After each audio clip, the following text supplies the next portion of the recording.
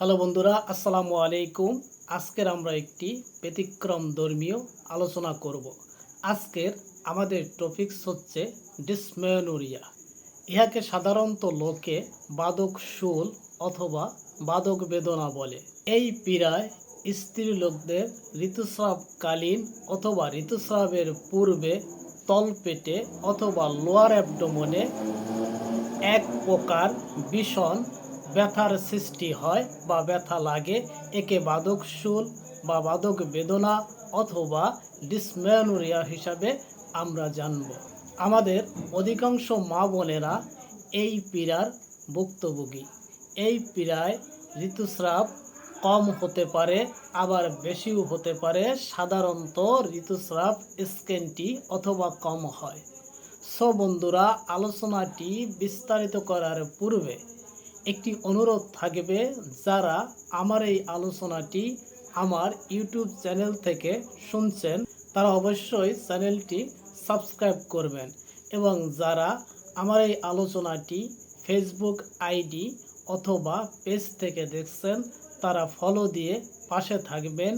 Like, comment ও শেয়ারের মাধ্যমে বন্ধু বান্ধবের মাঝে ছড়িয়ে দেবেন।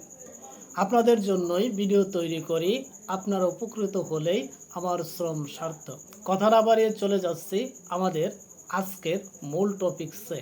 আমাদের আজকের মূল টপিকস হচ্ছে ডিসমেনোরিয়া।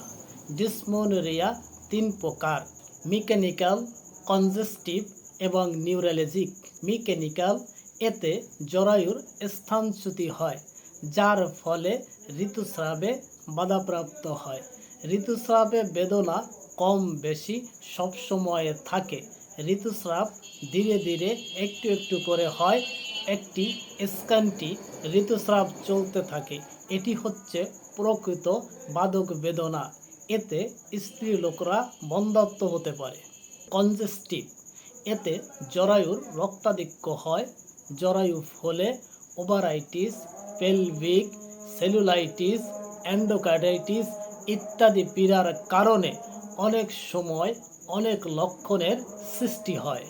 এতে ঋতুস্রাব প্রকাশিত হওয়ার 4-5 দিন পূর্ব থেকে বেদনা আরম্ভ হয়। স্রাবের পরিমাণ কম হয়। স্রাবের পরিমাণ কম হলেও ব্যথা 1 সপ্তাহ ধরে চলতে থাকে। প্রথমে ঋতুস্রাব 2-1 দিন কম হলেও পরে প্রচুর পরিমাণে ঋতুস্রাব হয়।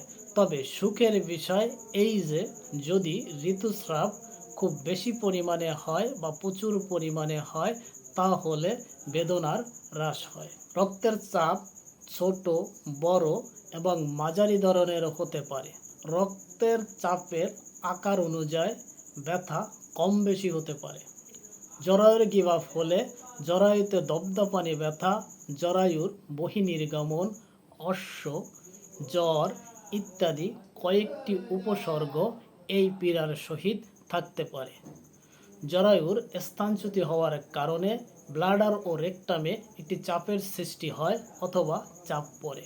এই পীড়ার সাথে শ্বেতপ্রদাহও দেখা যায়।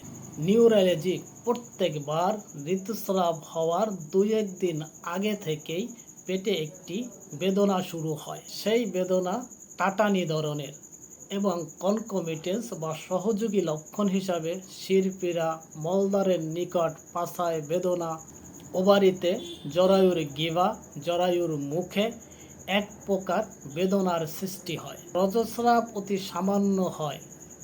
এই বেদনা চাপ দিলে, সম্মুখ দিকে ঝুঁকলে, প্রেসার দিলে এবং ঋতুস্রাবের পরিমাণ বেশি হলে বেদনা কম হয়। তবে রজস্রাব বা ঋতুস্রাব পরিমাণে খুব কমেই থাকে। এই পীড়ার সহিত অনেক সময় আমাদের মা বোনদের হিস্টেরিয়াও থাকতে পারে। সো বন্ধুরা, আজকের এ পর্যন্ত। আগামী পর্বে আমরা জানব ডিসমেনোরিয়া বা পেইনফুল বাদক বেদনার হোমিওপ্যাথিক ঔষধ সম্পর্কে। সেই পর্যন্ত ভালো থাকুন, সুস্থ থাকুন। আসসালামু আলাইকুম রহমতুল্লাহ।